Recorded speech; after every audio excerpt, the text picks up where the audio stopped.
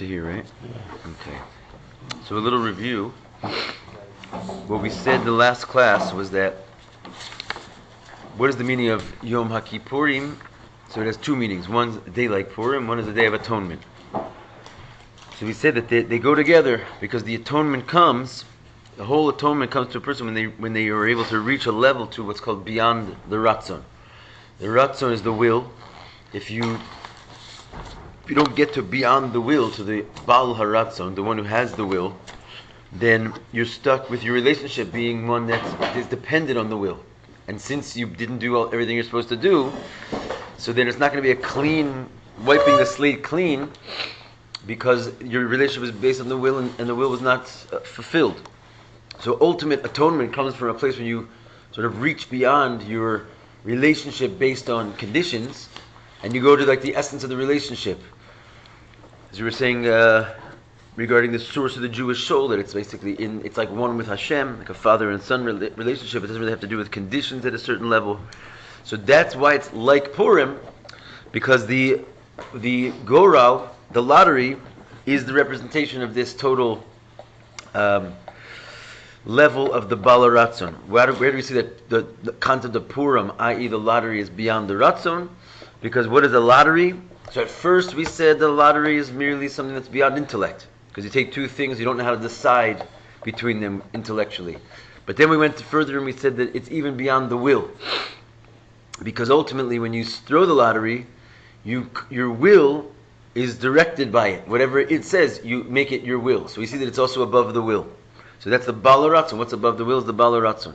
However, still, it's only Yom Kippurim, right? Even though Yom Kippurim has this concept of the lottery in it, and therefore goes to this level, it's only Kippurim because you have to do tshuva, basically, in order to access this. And even if you do tshuva, we said in a footnote that the atonement is not as broad and expanded as it is on Purim, because it only atones for certain things, and your atonement isn't completed even if you have like a perfect Yom Kippur. There's certain things that it says in the halacha only, Yisurim and pains can wash away. Whereas the Chilul Hashem that was made in Purim, that they ate at the Suda of Ascheveros, which normally Yom Kippur wouldn't atone for that without pains, it was completely done away with by the holiday of Purim, Zeninam Simcha. Okay, that's pretty much where we left off, I believe. Everyone remembers all that? Yeah, no problem. Say again, if the relationship was based on will and you didn't do the will, then you need to. So you're never going to get a complete atonement, because basically it's always conditional upon the will. If that's the basis of your relationship, then if you did the will, so good. So you can do tshuva, which means you can sort of like make it as though you did the will, but still it's not getting to the point where the will simply doesn't matter, because your relationship is beyond the will. You're connected with the person himself. So actually, in the Yom Kippur Maimorim, I just sort of reminded myself, there's basically, it talks about three levels. There's a level of regular Torah mitzvahs. There's the level of tshuva, which is also a mitzvah, right? Mm-hmm. But it's like above all the other mitzvahs, because it's able to like atone for the other mitzvahs. And then there's the essence, which is beyond the will even, which is beyond tshuva. So this idea that we just said, that when you do tshuva, you can sort of make the will as though you did all the will, right? In other words, one thing about tshuva is that it makes it as though you've done the will of Hashem. You've returned to Hashem means you've cleaned the slate. Anything you didn't do, it's considered as if you did, which is great. It means that your relationship is clean, but it's still based on you're complying with my wishes. It's just that I consider it as if you did comply with my wishes, because you did tshuva.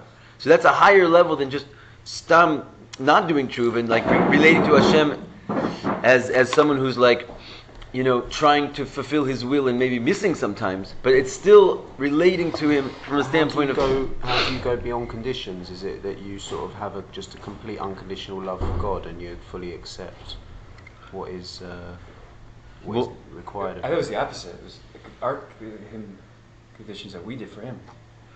The whole thing is that it's that's the point, is that it opens up a channel in the sky, basically, on Purim and Yom Kippurim. It's not something that you can easily create and get to that place, right? Hashem, like the whole idea, the whole miracle of Yom Kippur is like a day, like what would we do without it? In other words, He gave it to us, a day of atonement, not because the day, so to speak, makes us have this relationship. We always are essentially related to God, but because Hashem put into place the system of do this, don't do that. In other words, we live most of our lives in a contextual relationship where we have to please Him and obey laws, and He wants it like that. So not every second is it like immediately available to us, this relationship that we essentially have as father and son, which is beyond these conditions. So the day itself, basically, Purim and Yom Kippurim, and Purim even more so, it sort of automatically allows the true relationship to come out. That's what I'm trying to understand why Purim is like without the conditions. Because you don't have to do all the rituals like you do on Yom Kippur. Right, you don't have to do tshuva. You're saying it's higher. Right, we're saying it's higher because you don't have to do tshuva. It's basically just, you get it like, it's a gift, basically. Is it like the difference like king and a father? Yeah.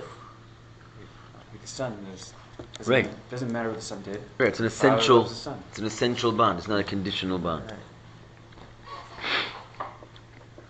Okay. But all right, let's go on then. Hey. How you doing? Okay. Hanging in there. Going through the dark. But tzrich lahavin, we have to understand. Lefi anal.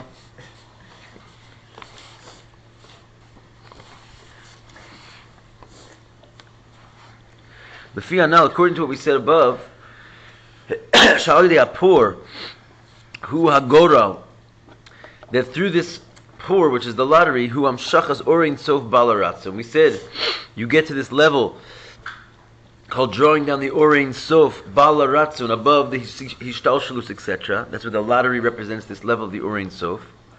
And Shalidei zeh niskapru kol anyanim abilti ratzoim. And that when this happens, all negative things are atoned for you. Ma haisa svaraso shel Haman arasha. So now we got to get kind of back to the pshat, put our feet on the ground a little bit.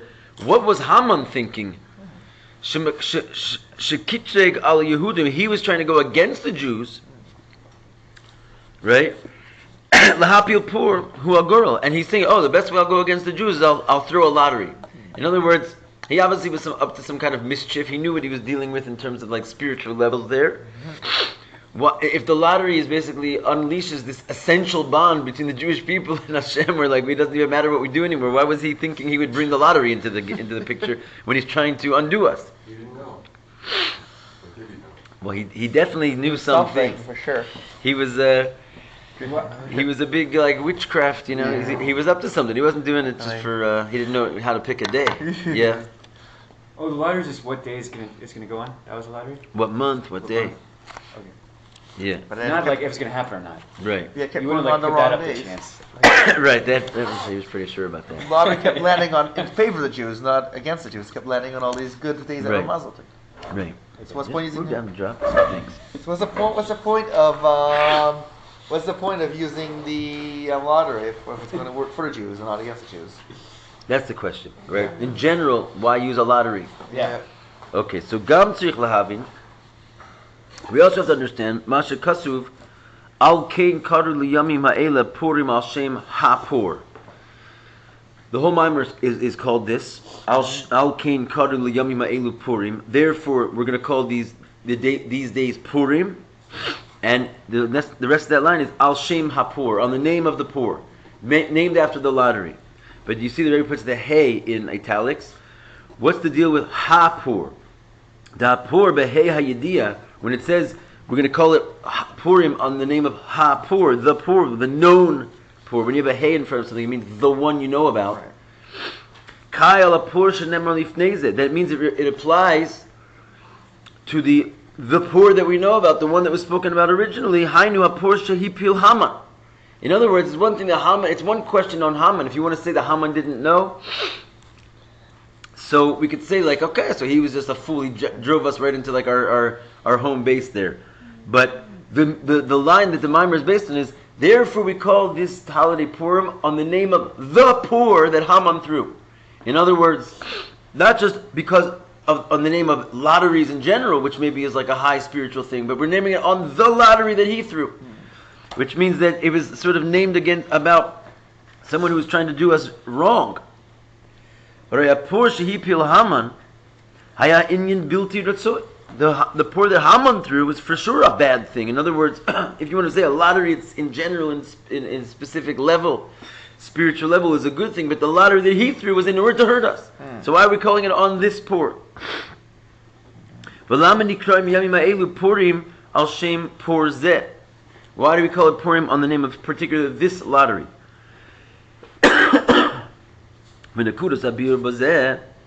And the point of explanation in this,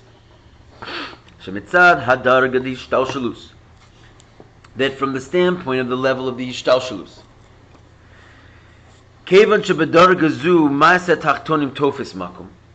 so since at the level of the ishtalshalus, the maisa tachtonim, the deeds of the lower creations, i.e. us, tofes makom, they take place, they hold place, they're significant, right? At the level of the ishtalshalus, our deeds matter, right? Because that's what the whole ishtalshalus is there to do. It's there for us to be able to pull strings, right? That if you do good, you get reward, and if you don't do good, you get punished. That means that the spiritual realm, which is called the ishtalshalus, is totally affected by what we do, and we matter there in a very big way. Ikar hashpah hili Yisrael, and therefore through the ishtalshalus, since what we do matters, the main influence that would be given to the world would be given to the Jews, basically, alone, or mostly, if it was based on just how things went through a natural order of the ishtalshalus. Why? Because we do good. We're basically good guys. You know what I mean? We're basically, more or less, we're a nice bunch of fellas. Ideally. What's that? Ideally. Yeah, but even practically. No, I hear what you're saying. Listen, Jews aren't perfect, but I'm just saying in your basic. Far from it.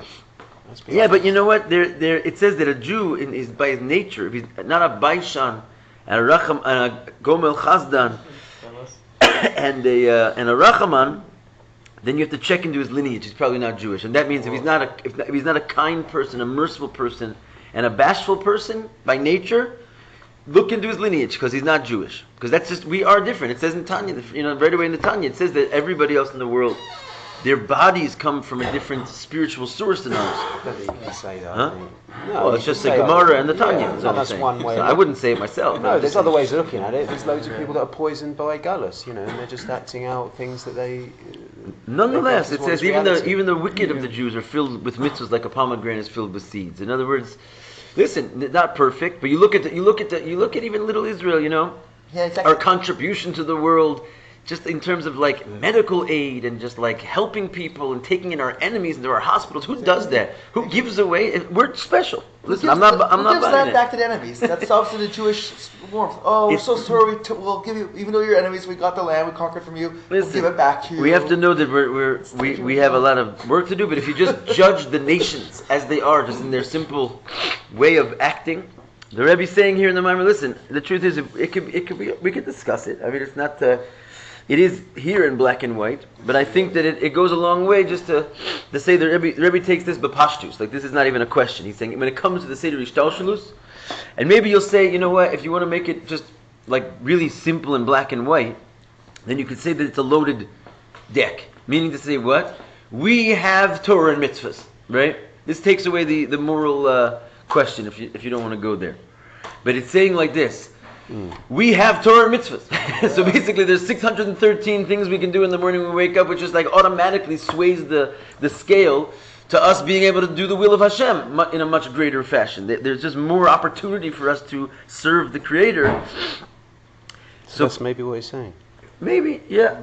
But I think he's just saying in general the deeds of the the creation takes up space.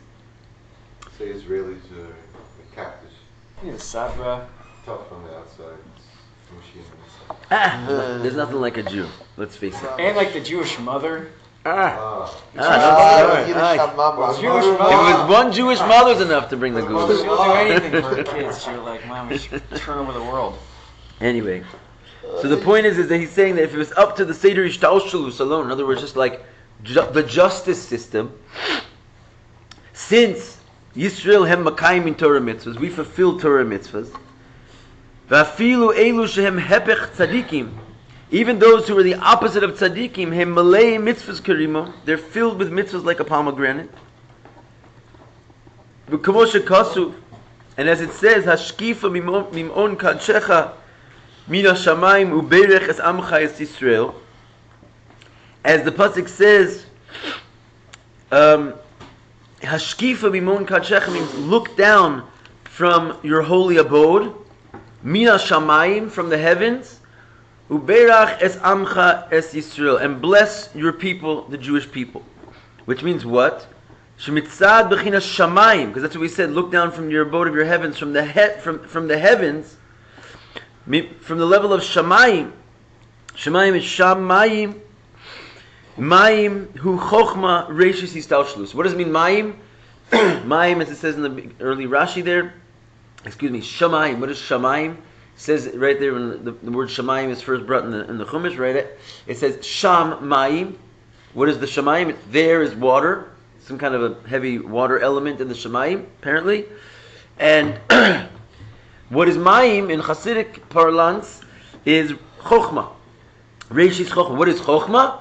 It's the beginning of the Ishtalshalus, right? It's like basically it's intelligence of the Ishtalshalus. The justice system begins with chochma. So from the Shamayim's point of view, where it says he's gonna look from the Shamayim, which basically means he's gonna look from the standpoint of chochma and what's like rational and reasonable, where he's going to give his energy and his influence.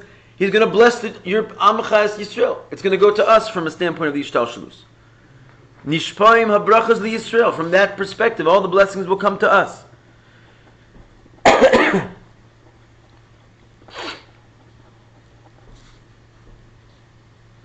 if you look at footnote 35, he wants to say, we're basically on this verse, Hashkifa mimon kadshecha min hashamayim uberech es amcha es Yisrael. Look from your abode, your holy abode, from the heavens, and bless your people, Yisrael. So now he goes into the footnote, Masha kasu uberech es amcha. Why does it say you bless your people, Yisrael? It's a little redundant. It says your people, and it says Yisrael. Who l'ramez? It's a hint. Shemitzad b'chinas shamayim. That from the standpoint of the Shamayim, which we said is basically the Seder Ishtalshalus, Nishpoim habrachas gam le'ele, the blessings come down to those shehem b'chinas am, who come from the level called am, and am is considered a lowly name of the Jewish people. In other words, like when the Erev Rav, for example, did their thing, Hashem said, take care of this amcha of yours, Moshe. They're some troublemakers, and nonetheless, the shame Am Mora al Hepech HaShevach, that when we are called Am in the Torah, it refers to the opposite of praise. Ki gam hem malei mitzvahs karimo, because even they are filled with mitzvahs like a pomegranate filled with seeds. So in other words, okay, still we're not getting into the whole conversation, but it's just that even the lowest of even if it was just the drek of the Jewish people, even so, according to the Seder Ishtalshalus, we should get the blessings. For whatever reasons you're going to say, maybe it's just because they have filled with mitzvahs. But nonetheless, reason would have it that, so Haman knew this. So Haman knew all about the Seder Ishtalshalus, and he didn't want us. Kaven shegam Haman arasha yada, back inside. Since Haman, the wicked, knew, even after all the kitrugim is like accusations, that he would accuse the Jewish people, right? Because that's what he was basically doing. You sit around and you come up with, all kinds of nasty things to say about someone. It triggers sort of the heavens. It's also happening in the heavenly realms. That's what we say. You speak lashon hara, it kills people, because basically you're sort of bringing the reality out. So if you're going to start, that's why it's very important for us to always speak positively about the Jewish people. Because if you start saying negative things, you create accusations. And he was doing it for a living. He was building up all of his accusations. But he knew that even with all the accusations he's going to make against the Jewish people, ein shum dimyon. There's no comparison beino ubein Yisrael. Still, there's what's he going to say already? That therefore, with all the bad, that he should win. He's a wicked, horrible person. That with all the things he's going to say, he knew that just if he's going to go from rational, legal, standpoint, take us to a court of law, he would lose. He believed in Hashem and everything, and that's what his argument was. Well, when you say believed in Hashem, I mean it's like Paro. No, it's obviously levels of divinity that he was wicked and he didn't. But I mean they knew about powers and forces, and they knew about justice. Like that you have to do good things in order to get things. They were always trying to trigger it so they would be able to override the system. This goes back all the way to the Tower of Babel. Why did they build the Tower of Babel? Because they realized that the flood came because everybody disobeyed Hashem. So they all got together and they said, if we build a big tower, we can hold up the heavens so we can act however we want, and we won't allow them to open the heavens again. That was their plan somehow. I don't know. And then according to Hasidus, it goes much deeper, that the whole Tower of Babel was basically names.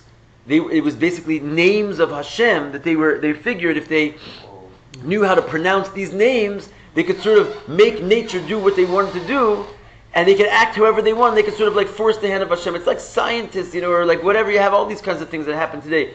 They know about God. They're big Christians out there, running these things, but they're sort of trying to control the future by getting enough power to make sure that it goes their way. The joke is on them, basically. Hashem can do whatever He wants.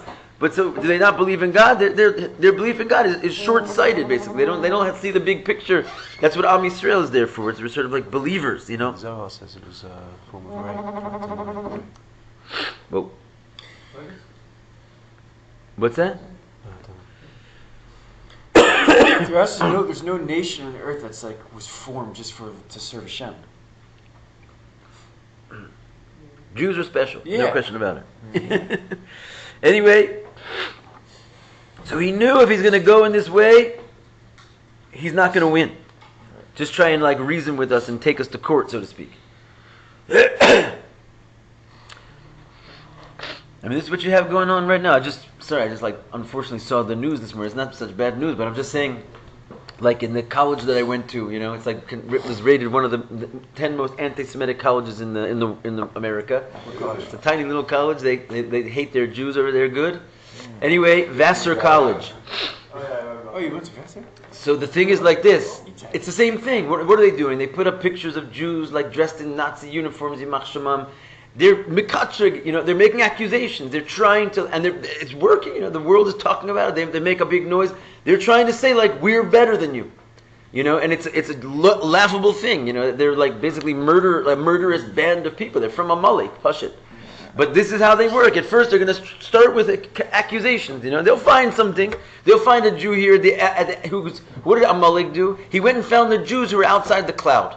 All of Am Yisrael, this big, beautiful cloud, basically serving Hashem, trying to be. There's a few, guys got left out of the cloud. So that's where they come out. They start accusing. Look at this Jew. He's got the accusations are easy to make. You got a cloud of glory. Hashem Himself is mamash, and He's out of the cloud. It's because we're on such a high level. It's easy to accuse us, because it is embarrassing, But okay, anyway. So Shalachain. Mitzad hadarga d'hishtalshelus, in this brackets right here. Therefore, from the standpoint of the hishtalshelus, mitzad hadarga d'hishtalshelus, from the level of the hishtalshelus, ein shayach shahaman arasha yinatseach chas v'shalom.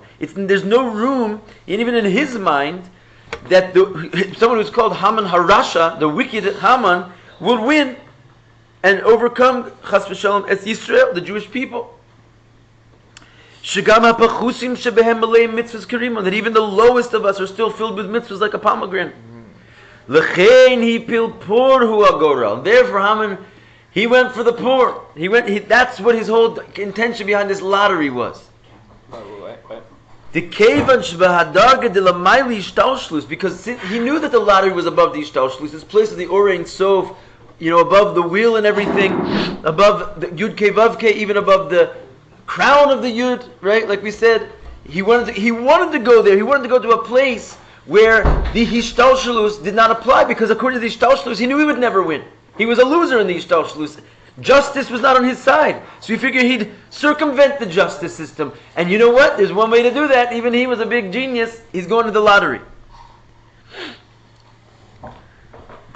We understand, because we're all Siddiqim actually, so therefore above the Hishtalshalus, we said before, right? Even for a Jew, why do we get atoned over there? It's very clever. Why do we get atoned over there? Because it doesn't matter what we do. Whether you're good, whether you're bad. There's like a connection over there that you could just like wipe the slate clean. Well, it's true. It's true for everybody. It precedes the world, basically. So it precedes the rules of the world. It precedes the need for you to accomplish HaShem's will. Right? There's no din, there's no tzedek, there's no nothing. So he says, basically, if I'm going to win over these people, I can't do it from the standpoint of the Ishtalshalus, because they're winners over there. I have to cheat in a way, I have to break the rules. I'm going to go to a place where there are no rules. Yeah. Right? It's called like stealing, basically, right? You can become rich without working for a living if you're willing to steal. You know what I mean? It's playing dirty.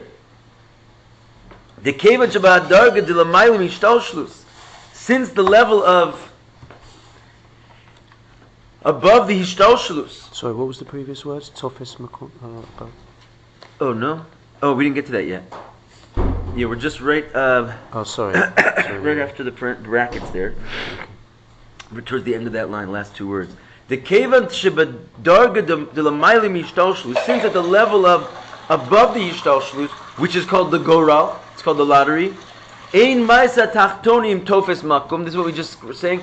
Then what we do, Pasha, doesn't matter, right? It's not our righteousness or our wickedness simply is not nogeya there. It doesn't matter there, right? Because it's a place which, like the whole system of justice has not yet come in. It's before chochma. Chochma is, wisdom of how to run the country. It didn't even happen yet. Hakol shavim sham, and everything's equal there. Everything's equal there. It's one. It's oneness. Kachashecha kaora, as we say, like darkness is like light. It says in Tehillim, darkness and light is the same to Hashem at that level. He only separated darkness from night when He made the Bria, the first day of creation, when He separated darkness from light. That's already inside of a realm of limitation. L'chein chashav shemitzad dargas hagoral. I mean, these guys, they think of anything, huh? It's crazy. Therefore, he thought that from the level of the Goral, there, he thought there is place maybe where he would be able to win, God forbid, and defeat the Jewish people. He had nothing to lose, did he? Well, he had a lot to lose, as it turns out. What's that? What is the place in Doral? It's the Or Ein Sof. Right? We were calling it the Bala Ratzon before. But essentially, one thing that we could for sure say is that it's a place before right, left, and center. Before Hishtalshalus basically is this idea of right, left, and center, that there's justice and din and mercy. So like basically rules, It's still Hashem. It's still Hashem, but it's a level of Hashem which frankly allows for evil. Why is there evil in the world basically? Because to a certain level, Hashem is not looking at what happens over here. It's not a pleasant conversation, and there's all kinds of ways we can sort of make it more satisfying for ourselves. But remember in Mitzrayim, it says that all of a sudden Hashem heard the cries of the Jewish people. Well, that we were 200 years in there. Why didn't He hear us before that? You know what I mean? And why does He allow things to happen that are totally against His justice system? And He's not keeping such good track of the thing. It seems like if He's trying to make a justice system, there's plenty of things, injustices that are happening all over the place. Where does that come from? It comes from its energy is derived from a place which is beyond. It's actually a higher place. Don't we always talk about that the klippas and the negative dark things, they come from a source which is sort of higher than light in a certain sense. They have a really high source. And what is their high source? They come from a place where everything's equal. So there's no the right doesn't win over the left. You know what I'm saying? So it's a certain level of blindness that Hashem has, right? because the world is so small and insignificant at that level of the Or Ein Sof. Like, in other words, we talk about the idea that Hashem existed before the world was created.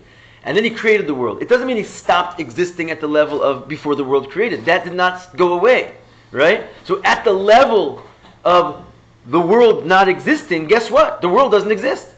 In other words, we only are, He made it. He didn't stop being in this exact same level as He was before. So in that mind state of Hashem, it's not that He doesn't care. It's that He's not even aware of it, so to speak. So to speak. Obviously, there's like all kinds of deeper ways to look at this, but on a simple level, why is there evil? What was Haman going for? He was going for a place where Pasha, there is no such thing as a world, and therefore the energy is sort of equal. Esav and Yaakov are brothers, it says at that level. Like, what's the difference? They're all the same. Yeah. But didn't Hashem just make the Seder Shtalshlus just for him to express His will? If he wants to engage with the Seder Shtalshlus, yes. And to express His will, yes. But we're talking about a level which is beyond His will. I know, but shouldn't the will has to be higher than the Seder Shtalshlus because the whole Seder Shtalshlus is just for the expression of the will? Well, the will is like the Kesser of the Seder Shtalshlus, right? We said. It's the crown of the Yud. The right? And then there's something higher than that or something. Yeah, there's the Bala Ratzon. There's right? Kesser is not the end, right? Kesser is still a sphera. It's a higher sphera than like what we know. It's above the Seder Shtalshlus in a certain sense. But in another way, it's the root of the Seder Shtalshlus, right? So it has a very great shaykhus to the Seder Shtalshlus. It's a sphera. It's already, as you said, it's the will for the whole Seder Shtalshlus. So it's the Seder Shtalshlus in potential, right? So there's something beyond that, where there's just no Seder Shtalshlus.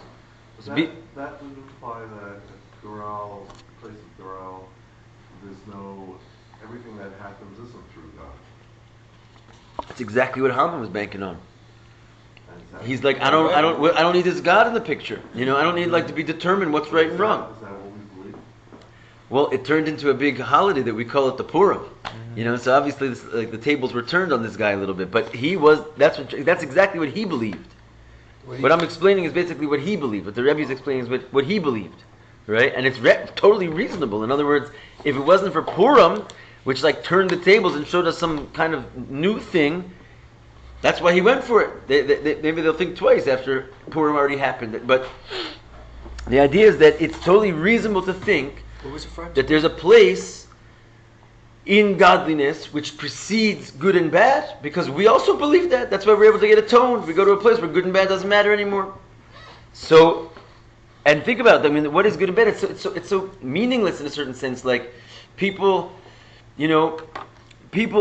throughout history have they start to make their own morality because they're like, listen, it's just a simple little tiny deeds of man. Like, what does it matter? Like, look at this gigantic universe, and then we talk about spiritual universes above this. It's very easy to think that there is a place that what we do doesn't matter. It's just simply it's immaterial, And there is such a place like that, right? There's a place called Pashat Or Ein Sof, which just blinds the whole existence. If there's no existence, so clearly, what does the deeds of man have to do with anything, right?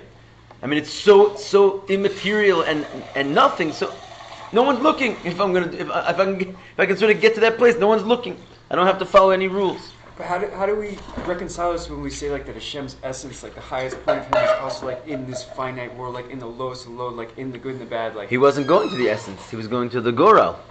Maybe there's something higher than the Goral. Where good and bad does better. Let's see. Can't give all the answers away. So where's the suspense in the thing? Okay. All right.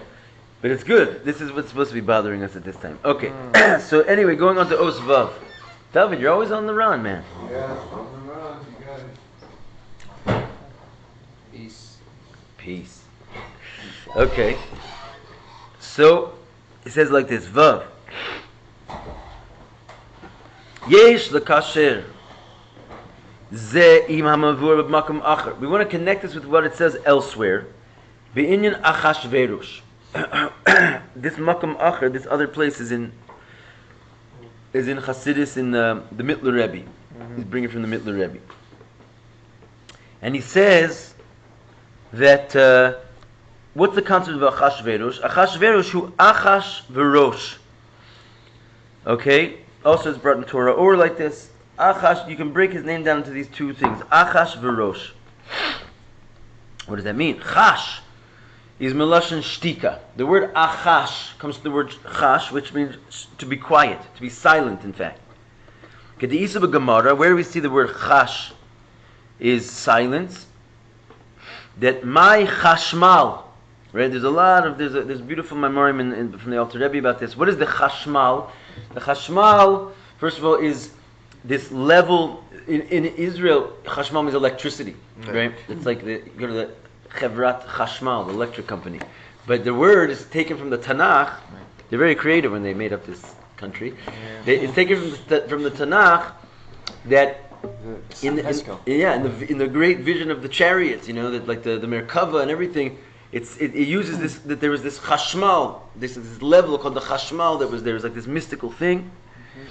And then what is it exactly? So it's pretty deeply explained in Chassidus, but in short he says Eisim chashos, eisim mamalos.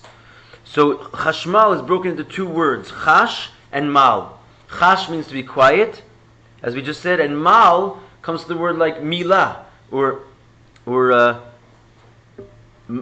basically malala, right, is the word for speech. So the idea is that the word chashmal is quiet and talking. And basically what it refers to is a certain level, like between worlds. Every world has a chashmal which distinguishes it from the world above it and below it. And the idea is that the chash, he's going to explain this inside a little bit, but the chash is basically when this level is receiving from the world above it. And in order to receive, you have to be quiet, right? As we talked about in the previous mimer not long ago. Like the ultimate form of like shtika, sayag lechochma shtika, right? Like the fence for chochma. I don't want to get into that whole gematria thing we went with, but like the fence for wisdom is silence.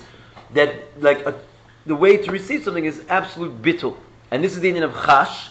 And then once they received it, mal. Then once they receive, they speak, and they can give over the whole matter, and that's what like basically creates the next world below them. So it's like this basically level connected with malchus between worlds, sort of under malchus. It receives everything by silence, and then it gives everything. It's called chash mal. So now we have Ascheveros. It's the same principle, at least in terms of the achash part, that it means silent.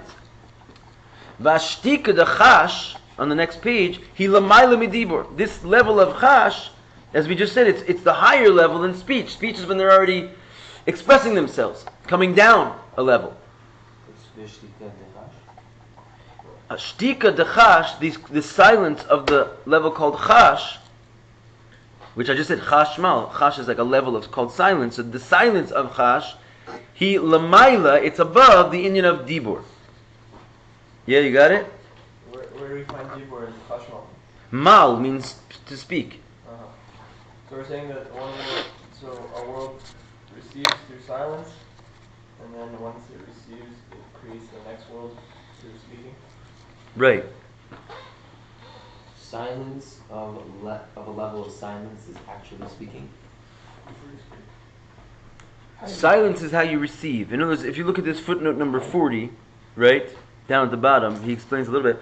It says in the Gemara of Chagiga, this is all describes the chariot over there. It says, "B'sha shadiber yotze mipi HaKadosh Baruch Hu." At the time when Hashem is speaking, chashos, then these angelic figures or whatever it is, this level, they're silent because they're basically in a state of receiving, like a student receiving. They're in a state of total. Hashem is like bringing the energy.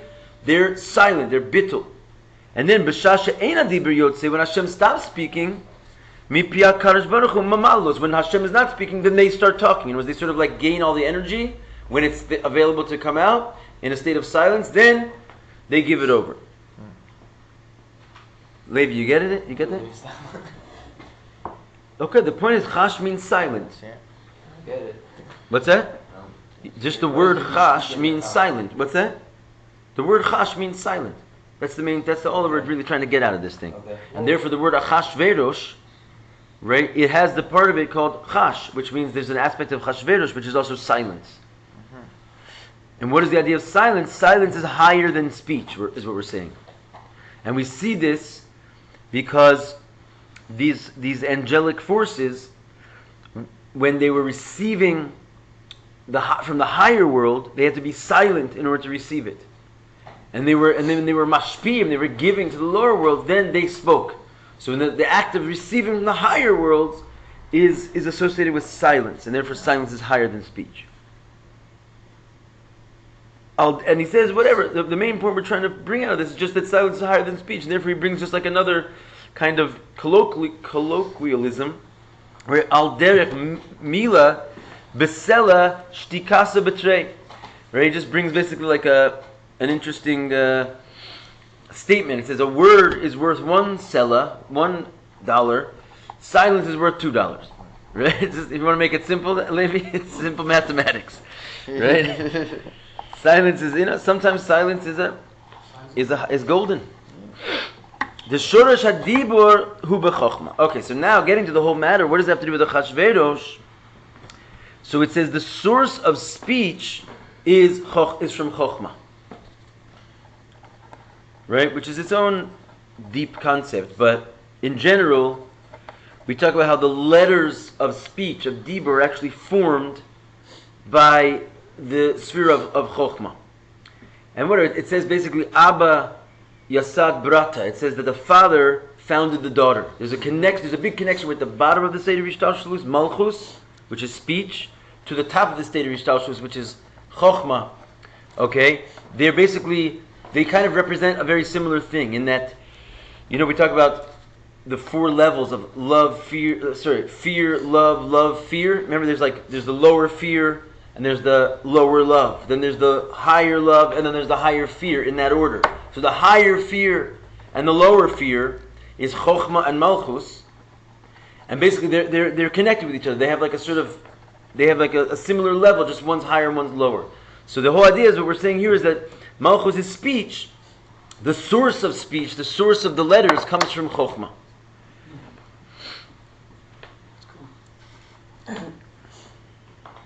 What's What was the thing? What's the 2 loves in that example? If it's chochma, Malchus is fear. Za is love. Bina is the higher love. okay. Chochma is the higher fear. Okay. It's like the 4 levels of the Ishtalshalus in there. What were we going to say? Yeah, what was the thing about their father-daughter? So the father is chochma, the daughter is malchus, and there's a statement that we use in Kabbalah, the father founded the daughter. The father is like the source of the daughter, which makes a special connection between the top of the Ishtalshalus and the bottom, that there's some unique connection with chochma and malchus. And I'm saying again, it's also in this thing that they're both fear, right? They share a quality in a certain sense. What's the quality is that their Indian is like total bittul, basically, in that chochma is like the first receiver of the of keser, right? It like basically it's called koach ma, which means it takes the energy from above it and sort of allows it to come into the world. So to malchus, it's just like the moon. It just receives the energy from the sun. However, we're not really getting into that particular quality of them. Right now we're talking about that they're speakers. They both do receive from above them, but they're also both basically the progenitor of everything that comes after them. Chochma is Reishis Chochma. In other words, it gets this kind of like ability to be the father of the whole Seder Ishtalshalus because it has this bittul to receive from what's above it. Mm-hmm. But at the end of the day, it's also like we're saying it's the root of speech, because chochma is what makes there be a bina, das, chesed, gevurah, and tiferes. Like it's all inside of chochma, and it's the source of everything. And the same thing as malchus. Yes, it's the receiver of all the spheres above it, but its role is really to be a speaker. We talk about malchus all the time as the speech, because it speaks the world below it into existence. So right now we're focusing on the fact that both of them have this bittul to receive something, but then they give over their hashpah, and they're the level of expression. So therefore the speech of malchus, its ability, in other words, to give hashpah and create the lower world below it, is basically a derivative of the father of chochma, which also creates the whole world below it as well. It creates the world that it's in. He just says it in a line, basically. But he in other words, you could just say simply that the source of speech is chochma. If you want to just leave it in the Rebbe's words, but that's some of the background behind why that is. V'shtika he bekeser. And therefore, true silence, if you remember also, we learned the mimer from Pasternak this year, we're talking about this. We said that, chochma is all about bittul, but really, that's no bittul at all compared to what's above it, which is keser. That's the real silence. That's why it says, it's a shtika is bekeser, shelamaylu me'achochma, the real silence, the real bittul is in keser, which is above chochma, kamayim razal, sayag lechochma shtika. As it says, a fence for chochma is shtika. In other words, the fence meaning something that's makif to it and around it and surrounding it in a much higher way. So what we're saying is that the union of chash, which is silence, therefore it refers to the ultimate state of silence, which is really above speech and even above the root of speech, which is therefore going to be in keser. The root of speech is chochma, therefore the root of silence comes from above chochma, which is keser. This sayag lechochma, this fence for chochma, sayag melashin geder umakiv. As we said, the word sayag comes from the word fence or a makiv, something that surrounds. So the sayag for chochma, what surrounds chochma, is keser shelamayla ma'chochma, which is above chochma. And we're saying that this is the union of HaShems. Yesh lekasher ze imad isa b'midrash. We want to connect this to what it says in the midrash. Hascheveros ze HaKadosh Baruch Hu. Right, that Ascheveros is called Hashem. It's a symbol for Hashem. Why? Where do you see that? Because Acheris v'reishis shelo. Because the word Acheveros is not only is it a combination of Achashverosh, as we said a second ago, it's also a combination of the two words Acheris v'reishis, which means last and first, which means everything from end to beginning, beginning to end, all of it is His. So it refers to Hashem. There's a reading into the Megillah that when it says the king, sometimes that switches to references to. Yeah. It says Melech Hashem says Melech Stam. He was given that name because he represents an exceedingly high level. Usually this is a little bit different. And when it says Melech, it's just Hashem. Yeah. When it says Melech Hascheveros, it's talking about the guy. But this is saying that even when it says Melech Hascheveros, it's like his name itself. It's kind of like Paro or Lavan or Esav. All these characters who were very wicked, they come from a very high source, and their names indicate that. Paro means it comes from the word really to reveal. The word Paro comes from the word to reveal. Is that a title or is that his name? It was his name, but named him that. Same thing. Lavan. Okay, God, named him that. Lavan, which is like the wicked Lavan. He wanted to kill all the Jewish people. It's white to represent the Or Ein Sof, and so it goes. But I'm just saying he indicates an exceedingly high level. What was the second breakdown of Acheveros they just said? Acheris v'reishis, which means last and first, which means like basically God who is before and after everything.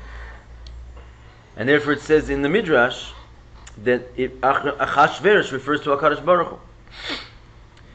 Okay, but the point we're trying to say is that when is it that the Acheris v'reishis shelo, when is it that the end and the beginning are His? Before you actually enter the Ishtalshlus. Once you get into the Ishtalshlus, you don't have the end and the beginning at the same time. Then it becomes all flushed out, the beginning and then the end, right? It's like in levels. When it's end and beginning simultaneously, that's like in this level called the will, basically, the Keser, where the whole Ishtalshlus is happening simultaneously, and that's a Hascheveros, the Keser. Ki Keser hu b'dichlal or hasov. In general, Keser represents the or hasovev shelamayla mishtalshlus, which is above the Ishtalshlus. The or hasovev, the light of sovev, kolel acheris v'reishis b'shaveh, because the sovev light, it's kind of what we've been describing this whole time. It holds in it the end and the beginning equally. Or you could say the highest level and the lowest level, the good and the bad. In other words, all parallels, all polar things. At the level of sovev, they're sitting there equally. Acheris v'reishis, end and beginning. Again, it could be time, it could be level. It's all shelo. So Acheveros represents the level of sovev. Chash, anyway, represents the union of keser, which is silence, which is above chochma, which is keser. So the whole thing that's going on basically in that time was that there's this sort of very heavy level of the keser was sort of happening in that generation, I guess you could say. And this is what we're saying, that Haman was going for that. He was all tied into it. He wanted to go where Achris Vereshis, end and beginning, high and low, they're all equal. He wanted to tap into a level which was, and that's why he was basically had a good friend in the king Ascheveros. Ascheveros was the perfect guy to handle this. It was a certain level. Wow. His deal with Ascheveros was also a spiritual sort of counterpart. He was making a deal with this level of Hashem, where the Achris and Reishis are at the same level, the Kesser. He wanted to go to a place where Jews were not going to rule because of the rules of the Seder Ishtalshelus. Wow. Very smart. He was quite a smart guy. Yimach Shemo v'zichrono. Do we talk about Rosh means We're the getting former, dumb. We're going to no, we didn't do Rosh yet. It's going to come up here tomorrow, B'ezrat Hashem. Yeah. Okay, guys. Smart demon. Yeah. Yeah, always say Havel Church is Say it again. Are there celebrations? I used to when I was in yeshiva. Yeah, this is like. You know what? Yes, 100%, absolutely. We got to figure out exactly what we're doing, but there's definitely celebrations. Tomorrow night. Tonight is the 12th. Today is the 12th. Tomorrow night. Do we talk noon on tomorrow? Tomorrow we do.